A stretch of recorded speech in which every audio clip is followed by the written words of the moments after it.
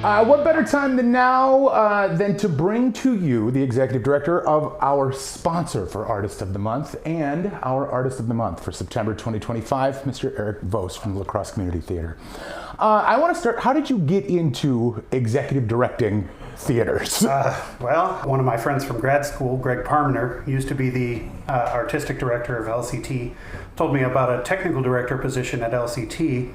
So I applied for that, but when I was interviewing for it, the executive director, Jace, at the time, was like, well, I'm thinking of making a director of production position here, and offered that to me instead. So I took that, and when Jace decided he wanted to move back closer to his family and left LCT, the board took a shot on me, and I ended up falling into an executive director role.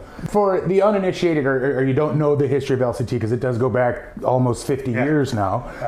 60, I'm sorry, almost 60 years, yeah. Greg Parmenter was a longtime artistic director at LCT and was the artistic director when they moved from the old building, which is now the Cavalier, to the new building, which is the Weber Center.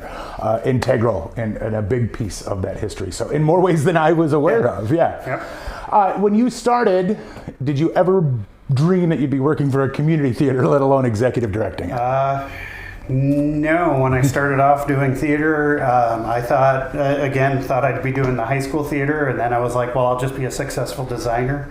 Then I ended up at the Performing Arts Center working with a lot of touring shows, and that was pretty cool for a while. And came here, thought it'd be cool to start producing theater again, as opposed to being part of presenting organizations. So that was one of the cool perks of LCT.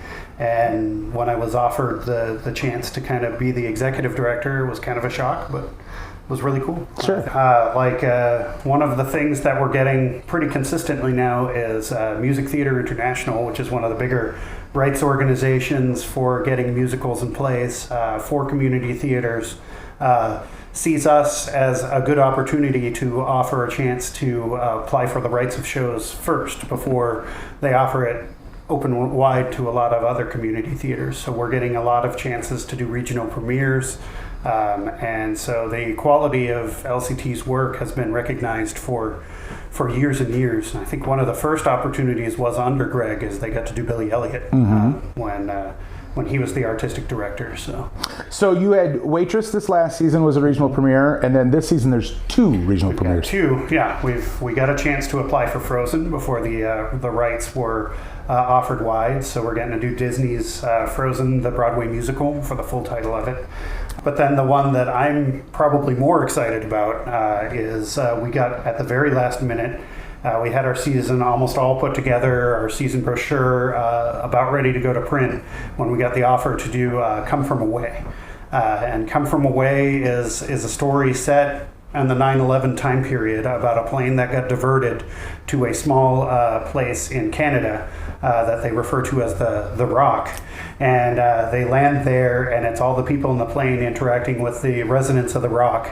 And it shows kind of the uplifting human spirit of how people can come together in a situation like that and how they really helped out. That one's a little bit later in the season, right? That one's going to be in March. So auditions for that should be in late January, I believe, if I'm doing my timeline right there. And it's got some of the most beautiful music in a musical that I've ever heard. So we're really excited about that. Yeah, it's it also I can't wait to talk to Alex about it. Alex Attardo will be directing that one, and I can't wait to talk to him about it because it is a tour de force for an actor. Like, you play 9 different people with 9 different accents and 9 different stories over the course of one show. It's a beautiful, beautiful show.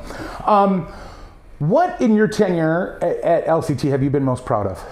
Right now, I'm most proud of the growth that we're having going on is both our education programming. We partnered with the School District of La Crosse, so we've been growing the education programming into something that I think can sustain because a lot of the historical waves that have come through LCT's education program is kind of ebbed and flowed. But this, we partnered with the school district, which was originally the brainchild of Alex that you just mentioned.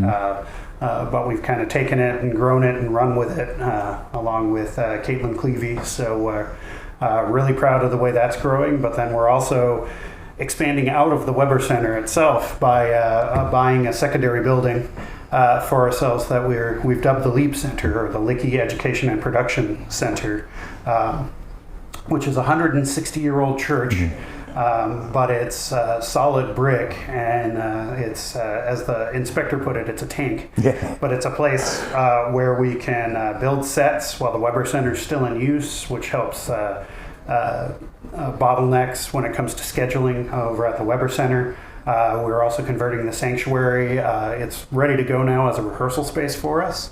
But as we continue down the line, we're going to explore how we can put some production elements in there and make it a full secondary performance space for us, or I guess tertiary now, because we've got 2 stages over at Weber.